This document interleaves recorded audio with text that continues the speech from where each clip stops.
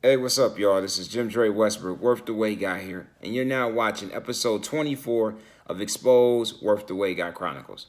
On today, we're going to talk about the last part of pool season. Yes, this is part 3 about pool season. I've been talking to you guys about all my escapades and all my rendezvous when it comes to the pools, man. I've worked a lot of hours there, blood, sweat, tears, money, women, lust. Um, a lot of stuff went down. Not necessarily at the pool, but a lot went down inside, like my heart, inside my body. As I've already confessed to you guys, this is around the time of my life where I started watching porn more than usual. And it became an addiction. It was one of those things where it just wasn't a habit. It was something I felt I had to always do because I couldn't act on my sexual urges, my sexual desires. It was one of those things where I would see something and I would see a lot of the things that I like and just couldn't do anything with it. And for someone who eventually wants to have sex with my future wife, it was like, I'm waiting for that, but I kind of want to, get something off right now. And that's exactly how I dealt with it. Not idea, but it is what it is. That's what I did at that time. So on last time, I kind of talked to you guys about how my heart position changed and was a little judgmental for just women in general who would come to the clubs and just seem thirsty. And that thirsty, was a turnoff to me because, I usually don't like women who are thirsty. But I had to take a seat back to understand, well, I've been thirsty before too. Never in my wildest dreams that I would consider myself thirsty. But as I grew older and I had time to sit back and see the things that I did, how I used to date, very basic. Not only was it basic, it was very thirsty.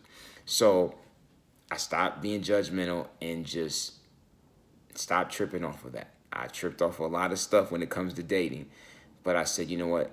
I want to be better than this. So as I dropped on the last time, I said, maybe I need to walk away. And immediately I said, no, I can't walk away because I need this money. I need this money to take care of myself and everything else I got going on in, my life. But with this part of it, man, I kind of felt like my Kobe tour was in process. During that year, I just felt that, hey, man, I know I could come back. I know I could get money. I know I could get this bread. I know I can, this is my security blanket. This is a job that if I stay in shape and I continue to look half decent, I can have this job until I'm 45. Now, granted, I didn't want that job, clearly, till I was 45, but at the same time, I knew that it could provide a good, comfortable living for myself. I'd never be broke. My sister would never be broke. We would have everything and more that we would need. But money isn't my motivator, and for some people, it is. I said, there's got to be more to this whole thing, right? So with me, man, I said I'm gonna bow out at the end of the season. This is my Kobe Bryant tour. People are gonna continue to show me love. I'm going to continue to do the best job that I know how to do because I'm pretty good at this job. Now, it's not being an oral surgeon, or an emergency, operating room surgeon.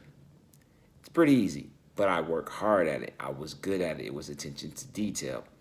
And I had fun making all that money. So I said, man, I got to leave the money alone. I got to, kind of exit stage left. I got to back off. Um, and I did that. In doing that, I knew that that wasn't just the only thing I had to do. That was step one. So step one in this whole Kobe tour was actually being comfortable saying goodbye. Like, I didn't have a plan. Or I should say, I didn't have a good plan. I felt that at the end of the day, I'd be okay because, guys got me. But at the same time, I was putting energy and good energy into other things. So layup is still going on at this time.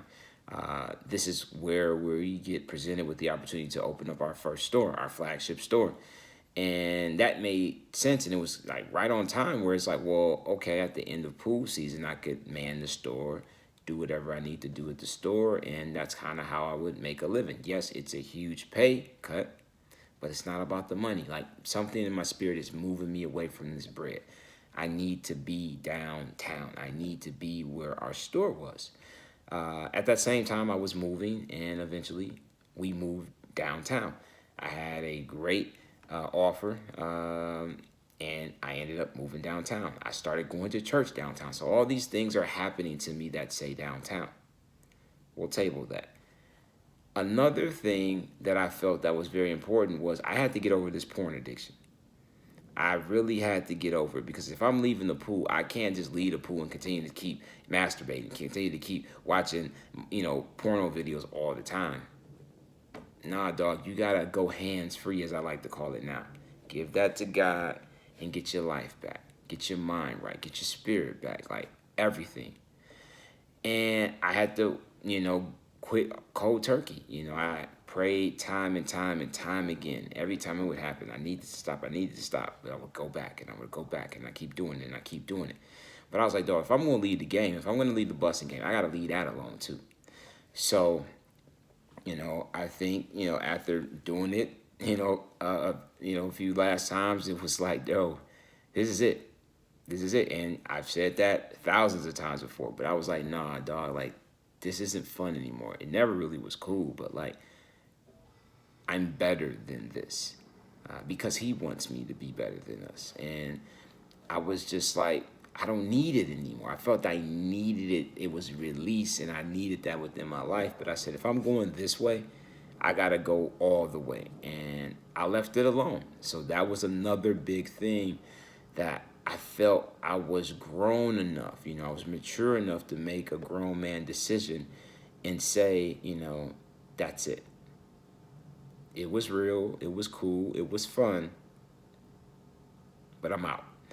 And when I did that, I didn't know, I didn't know what was going to come. Because I've never had to quit something like that. You know what I mean? This is the first time being addicted to anything, I guess, outside of fantasy football, that one year where I had 5 teams. Outside of that, I never had to quit anything like that. So that was very interesting. And I want to say that that's the takeaway on this one, man, is when you are faced with certain difficulties in life, when you're going through something that you just want to stop it. In order for you to keep going, you feel that you have to stop whatever that is. If that's freaking out, that's always stressing, maybe it's doubting yourself, maybe it's putting down other people, whatever that is, the message is walk away from the table. I was able to walk away from the money because I knew that I didn't want the money to control me as much as it did in previous years. I was able to walk away from the table when it came to the porn because I knew if I wanted to get that future wife that I always talk about, that future family, I can't bring this in there. This is an addiction. If I don't get right, I'm going to bring this into our marriage, into our family, into our household, and we're going to have all types of issues. I need to get right with myself, get right with God first, and then maybe he can actually do what he said he was going to do, right?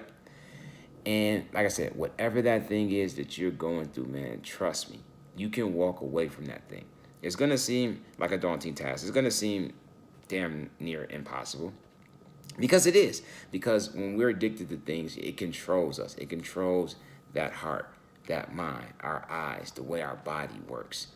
And we feel dependent on that thing. Like we need that thing in order to survive. And if we don't get it, then, we're basically going to die. Some part of us is going to die. It may not be a physical death, but it may be a spiritual death, emotionally death, financially death. It's going to be something where that thing that helped us stay alive and gave us new life, it's going to disappear. But see, that's where God can give you something even better. If you go hands-free, just like I said, man, stop using your hands literally. And I had to stop using mine, if you know what I mean. Pass it to God. Give it to him. He's going to do what it needs to do with that. And it will relieve you from pressure, stress, doubt, fear, worry, all of that stuff. Let him handle that. That's why we call him God. So that's my takeaway. If you need to walk away from career, family, yourself at times, walk away from the table.